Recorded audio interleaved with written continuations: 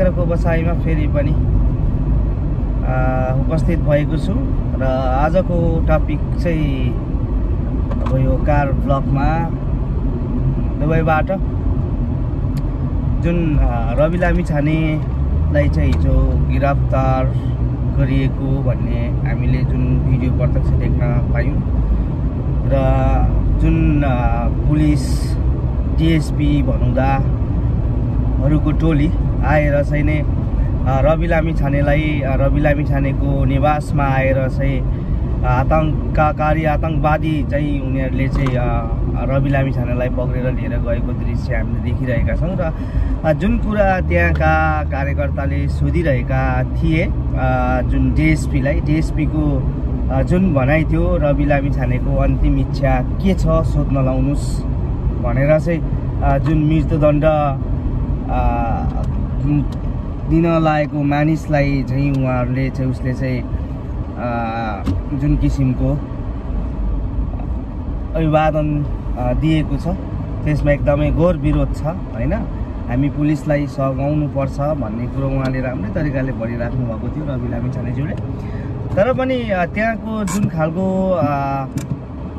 पक्राउ पूर्जी जुन निवासमै गएर लेखिएको छ हैन, त्यहाँ वकिलको जुन त्यहाँ हरकत पनि देखिएको छ, त्यो भिडियो जुन क्लिप भाइरल भएको छ। म के भन्न चाहन्छु भने हामी देश तथा विदेशबाट चाहिँ अब हामी उठ्नुपर्छ, नेपाली एक हुनुपर्छ भन्न चाहन्छु। किनभने कि त रवि लामिछाने दोषी हो भने दोषी ठहर गरेर चाहिँ उसलाई जेलमा कुचिनु पर्यो होइन भने यसरी बार चाहिँ यो देश लुटेरा देश हाम्रो यो जुन के भन्छ यो 2/3 सरकार को पोल खोलिन्छ अथवा चाहिँ यिनीहरू बस्न सक्दैन भन्ने हिसाबले चाहिँ रवि लामिछानेलाई यसरी बार यातना दिएर तपाईँको जेल लगान चलान गर्ने अथवा चाहिँ पक्राउ गर्ने यो किसिमको व्यवहार नेपाल सरकारको राम्रो भएन। यो नेपाल सरकारलाई चुनौती पनि दिन चाहन्छु। म दुबईबाट छु हैन। अब किनभने रवि लामिछाने भर्खरै उसले चाहिँ संसद पहिला अब संसद निलम्बन भएको पनि हल्ला चलिरहेका थिए र ऊ ब्याक टु फेरि नर्मल तपाईँको संसद भवन छिरेका थिए हैन। त्यो छिरिसकेपछि फेरि पनि चितवनको लागि आज शनिबारको दिन चाहिँ त्यहाँ भव्य कार्यक्रमका साथमा चाहिँ उहाँले लागेका मनका कुराहरूका 5-6 महिनासम्ममा उसले बिताएका ती पलहरू चाहिँ चितवनवासीलाई सुनाउँछु भनेर चाहिँ उहाँले अलरेडी यो गरिसक्नु भएको थियो, प्लान गरिसक्नु भएको थियो। र जहाँसम्म लाग्छ मलाई चाहिँ अब चाहिँ रवि लामिछानेले फेरि सक्ने भयो भनेर चाहिँ रवि लामिछानेलाई जेलमा लगिएको यो दृश्य यो समाचारले हामी एकदमै दुखी छौँ। पक्कै पनि रवि दाइ तपाईँ चिन्ता नगर्नुहोस्, हामी युवाहरू जति पनि खाडीमा छौँ अथवा युरोपमा छौँ, हामी परदेशमा छौँ, सायद 90% युवाहरू तपाईँको साथमा हामी छौँ। तपाईँ चिन्ता नगर्नुहोस्। हो तपाईँले अदालतको नियमलाई अथवा चाहिँ अदालतलाई चाहिँ सहयोग गरिरहनु भएको छ, तपाईँले भनिराख्नु भएको छ हैन।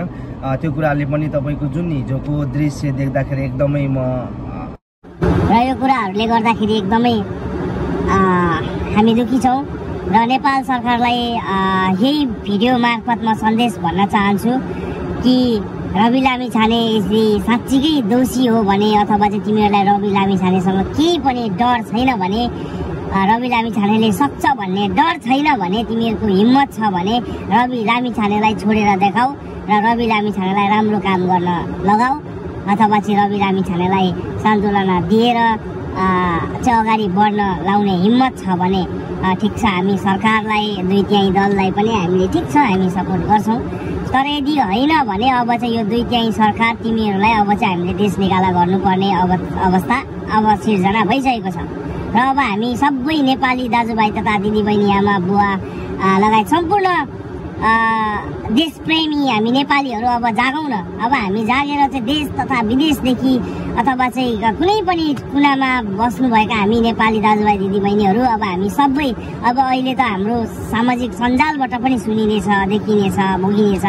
अब हामी सामाजिक सञ्जालबाट नै अब हामीले एउटा नारा लाउनु पर्ने हुन्छ सबैजनाले।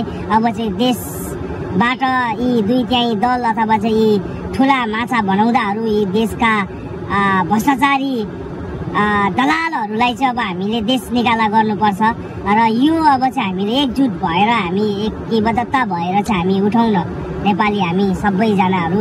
अब हाम्रो कति समयसम्म चाहिँ हामीले यी भोगाइहरू हामीले भोगेर बस्ने, देखेर बस्ने हामीले देखिरहेका छौँ, हाम्रो आँखाले देखिरहेका छौँ होइन। यी हाम्रा नेताहरूले कैयौँ वर्षसम्म यिनीहरूले लुटिरहेका छन्, 30-35 वर्षसम्म।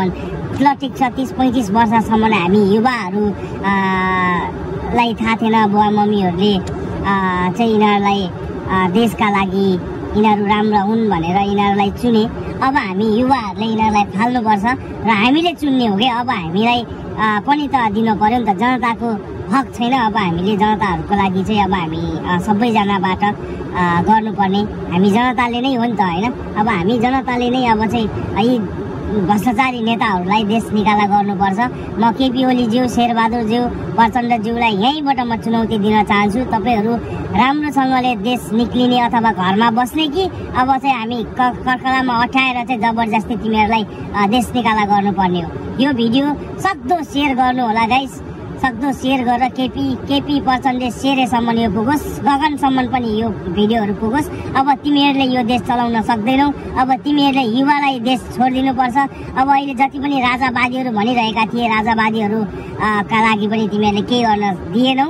अब ठिक छ, अब राजा आउने नआउने त्यो अलग पाटो भयो। हामीलाई 99% अथवा 100% हामीलाई राजा चाहिन्छ भन्ने पनि होइन। गणतन्त्र र लोकतन्त्रले पनि त राम्रै तन्त्र युज गरेर इस्तेमाल गरेर चाहिँ हामीले हाम्रो देशलाई अगाडि बढाउन सकिन्छ नि त। अन्य देशहरूमा पनि छ, धेरै देशमाहरू पनि त राजाहरू छैनन् होइन। राजै आएर मात्रै देश बन्ने भन्ने कुरा पनि होइन।